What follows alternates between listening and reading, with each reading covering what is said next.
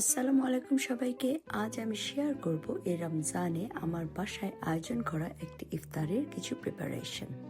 খুবই ছোট্ট পরিসরে এবং একটি বিশেষ কারণে খুবই অল্প সময়ের মধ্যে আয়োজনটি করেছিলাম। প্রথমে আমি ছোলার জন্য মশলাটাকে কষিয়ে নিচ্ছি। এখানে আমি মাংসের মশলা ইউজ করেছি, সেই সাথে অ্যাড করেছি কিছু কাঁচামরিচ। অপরদিকে কালো ছোলাটাকে আমি সারা রাত ভিজিয়ে নিয়ে ছোলা এবং আলু মিক্স করে একটু সেদ্ধ করে নিচ্ছি। দেন কষালো মশলাটাও এতে অ্যাড করে দিয়ে আরও একটু নাড়াচাড়া করে নেব।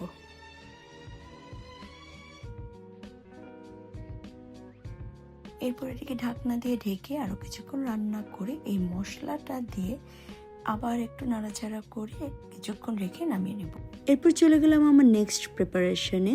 এবার আমি একটি ফিশ পাকোড়া বানাবো, যার জন্য আমি নিয়েছি কিছু বাসা ফিলেট এবং চিংড়ি মাছ। সো দুটোকে আমি খুব ভালোভাবে কুচিয়ে নিয়েছিলাম।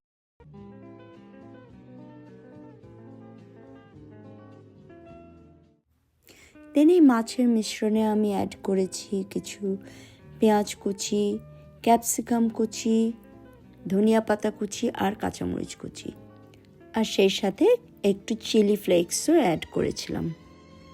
এরপর অ্যাড করেছি সয়া সস, সেসেমি অয়েল আর পরিমাণ মতো লবণ। এটাকে একটুখানি মাখিয়ে নিয়ে অ্যাড করে নিয়েছি কিছুটা কর্নফ্লাওয়ার। এরপর আমি এই পুরো মিশ্রণটাকে ফ্রিজে রেখে দিব। এই পুরো প্রিপারেশনটা আমি করেছিলাম একদিন আগে, যেদিন ইফতার ছিল সেই দিন আমি জাস্ট ভেজে নিয়েছি, ডুবো তেলে ভেজে নিয়েছিলাম। এখানে আমি ডিম আলুর চপ বানানোর প্রিপারেশন নিয়ে নিয়েছি। আলু এবং ডিমটাকে আমি আগেই সেদ্ধ করে নিয়ে আলুটাকে একটা স্ম্যাশার দিয়ে স্ম্যাশ করে নিচ্ছি। এবারেতে অ্যাড করেছি পেঁয়াজ বেরেস্তা, চিলি ফ্লেক্স, গোলমরিচের গুঁড়া, দিয়ে দিব পরিমাণ মতো লবণ। এরপর এটাকে ভালোভাবে মিক্স করে নেব। এরপর ধনিয়া পাতা অ্যাড করে এটাকে আবারও একটু মিশিয়ে কিছুটা আলুর মিশ্রণ নিয়ে তার ভেতর ডিমের টুকরোগুলোকে দিয়ে আলুর চপগুলোকে গড়িয়ে নিয়েছি।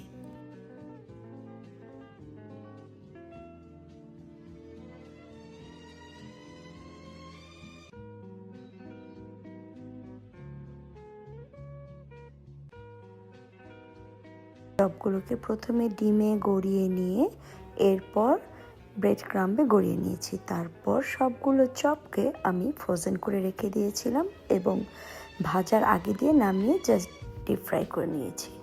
অ্যাকচুয়ালি ঠিক ডিপ ফ্রাই না, আমি আসলে চপগুলোকে সোয়ালো ফ্রাই করে নিয়েছিলাম। এবার এখানে যে প্রিপারেশনটা নিচ্ছি সেটা হচ্ছে পেঁয়াজু।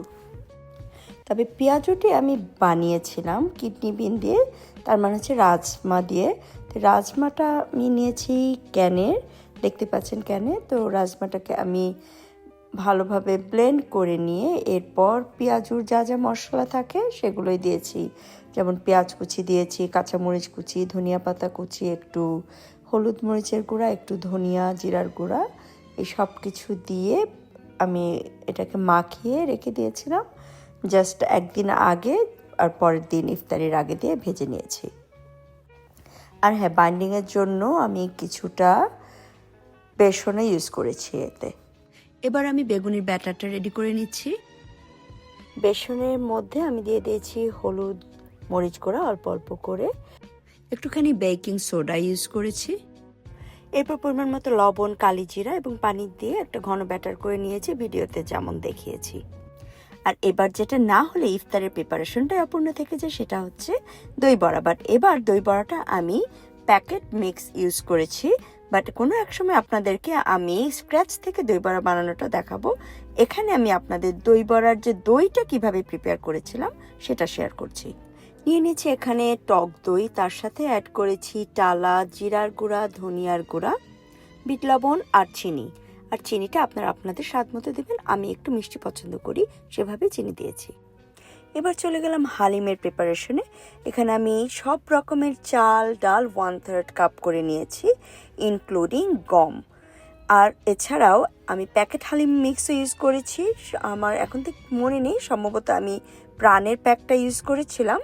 তো অন টপ অফ ইট আমি একটা মশলাও বানিয়েছি হালিমের, যেটা দিয়ে হালিমের স্বাদ অসাধারণ হয়, খুবই মজার হয়। তো সেই মশলার রেসিপিটা আমি ডেসক্রিপশন বক্সে দিয়ে দিব। হালিমের ডালটাকে আমি সারা রাত ভিজিয়ে রেখে সেদ্ধ করে তারপর একটু ব্লেন্ড করে নিয়েছি।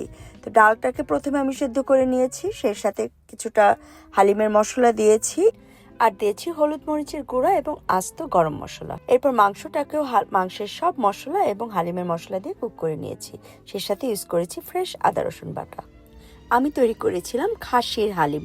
আর যেটা বলেছিলাম যে প্রথমে ডালটা রেডি করে নিয়েছি, তারপর মাংসটা তৈরি করে মাংসের সাথে এরপর ডালটাকে মিশিয়ে নিয়ে আরও কিছুক্ষণ জাল করে নিয়ে নামানোর আগে দিয়ে আরও একবার আমি আমার সেই স্পেশাল হালিম মশলাটা অ্যাড করে দিয়েছি। এখানে আমি রেডি করে নিচ্ছি শাসলিকগুলো। এখানে আমি ইউজ করেছি চিকেন থাই ফিলেট। মাংসটাকে একটু টুকরা টুকরা করে কেটে নিয়েছি, সেই সাথে টুকরা করে নিয়েছি পেঁয়াজ এবং ক্যাপসিকাম। ম্যারিনেশনের জন্য অ্যাড করেছি টিক্কা মশলা, এরপর দিয়ে দিয়েছি একটু চাট মশলা, লবণ আর ভেজিটেবল স্টক, আর হ্যাঁ একটু সয়া সসও অ্যাড করেছি।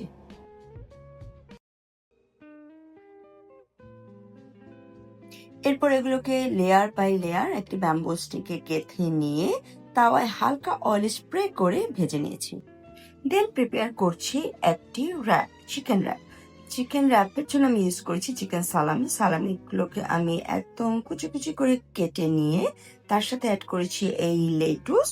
লেটুসটা আমি প্যাকেটেরই কিনেছিলাম, এটা কুচি করাই ছিল। তারপর দিয়ে দিলাম মেয়োনেজ, টমেটো সস। দেন এটাকে ভালোভাবে মিক্স করে এইরকম একটা র্যাপ নিয়ে নিয়েছি, যে জাম্বো টর্টিয়া ব্রেড নিয়ে নিয়েছি। তারপর এরপর স্প্রেড করে, ভিডিওতে দেখিয়েছি আমি কিভাবে স্প্রেড করেছি। তারপর রোল করে এটাকে টুকরা টুকরা করে বাইট সাইজ পিস করে নিয়েছিলাম। আর আমার সব ভাজাভাজি করাও শুরু হয়ে গিয়েছে। এখানে পেঁয়াজগুলো ভেজে নিয়েছি, এরপর বেগুনিটাও ভেজে নিচ্ছি, চপটাও ভেজে নিয়েছি। বাট আমি একটু বলে দিচ্ছি চপটা আমি কিভাবে ভেজেছিলাম। একসাথে অনেকগুলো চপ ভাজা যাবে না, আমি চারটা চারটা করে দিয়েছি এবং আস্তে আস্তে ভেজে নিয়েছি মিডিয়াম আছে। সব ভাজাভাজি শেষ করে চলে গেলাম ফালুদা বানাতে। আলাদা আলাদা করে গ্লাসে না করে আমি একটা সার্ভিং জার নিয়ে নিয়েছি, তাতে পুরো ফালুদাটাকে আমি তৈরি করে নিব। প্রথমে এখানে অ্যাড করে দিলাম রুহ আফজা, দেন আই অ্যাডেড প্যাকেটের কাস্টার্ড। এরপর লেয়ার করে নিয়ে নিয়েছি সেদ্ধ করা নুডলসটাকে একটু আমি রেড কালারে সেদ্ধ করে নিয়েছিলাম। তারপর দিয়ে দিয়েছি ক্যান্ড ফ্রুট, এরপর দিয়েছি evaporated milk, then I added ice cream.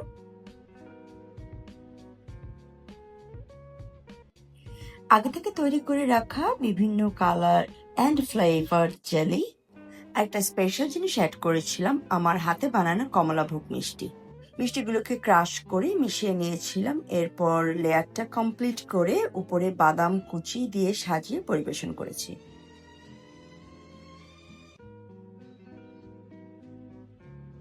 রিমঝিম এখানে তৈরি করে নিচ্ছে ইফতারের মাস্ট নিডেড আইটেম খেজুর। খেজুরের বিচিটা ফেলে দিয়ে ভেতরে শাওয়ার ক্রিম দিয়ে পরিবেশন করেছিলাম। এবার সবকিছু সাজিয়ে নেওয়ার পালা। আমি অলরেডি ফ্রেশ হয়ে নিয়েছি, ড্রেসটা চেঞ্জ করে নিয়েছি, কারণ আর ইফতারের আর বেশিক্ষণ বাকি ছিল না। তো টেবিলটাকে আমি একটু গুছিয়ে নিচ্ছি। প্রথমে যেমনটা বলেছিলাম, খুবই অল্প সময়ের মধ্যে এই আয়োজনটি করেছিলাম, আর নানা ব্যস্ততার কারণে আপনাদের সাথে এটা আসলে আগে শেয়ারও করা হয়নি। শেয়ার করতে করতে অনেকটাই দেরি হয়ে গিয়েছে। তো তারপরে ভাবলাম যে আপনাদের সাথে একটু শেয়ার করি কেমন ছিল আমার প্রিপারেশনটা। আশা করি আপনাদের ভিডিওটা ভালো লেগেছে। তো ভালো লাগলে একটা লাইক কমেন্ট অবশ্যই আমি আশা করতে পারি। আর সবসময় আমার পাশেই থাকবেন। আপনারা পাশে থাকলে আমি অনুপ্রেরণা পাবো আরো ভালো কিছু আপনাদেরকে উপহার দেওয়ার জন্য।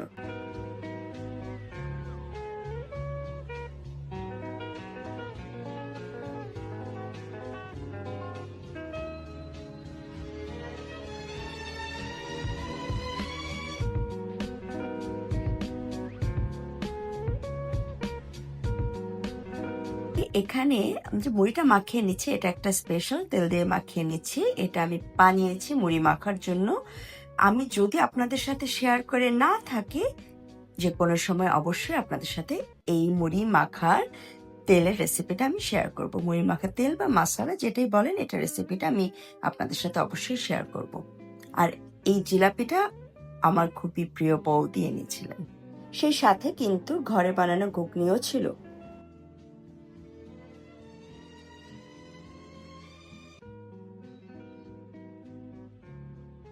ডিনারের জন্য তৈরি করেছিলাম চিকেন বিরিয়ানি, যার রেসিপি আমার পেজে দেওয়া আছে, এবং পনির মশালা কারি। সবশেষে ছিল rosella tea with rosella, honey, ginger and black tea. এই ছিল এবারের মতো আমার ইফতারের আয়োজন। তো আজকের মতো আমি আপনাদের কাছ থেকে এখানেই বিদায় নিয়ে নিচ্ছি। আপনারা সবাই ভালো থাকবেন, সুস্থ থাকবেন। আবার দেখা হবে নতুন কোনো ভিডিও নিয়ে। আল্লাহ হাফিজ।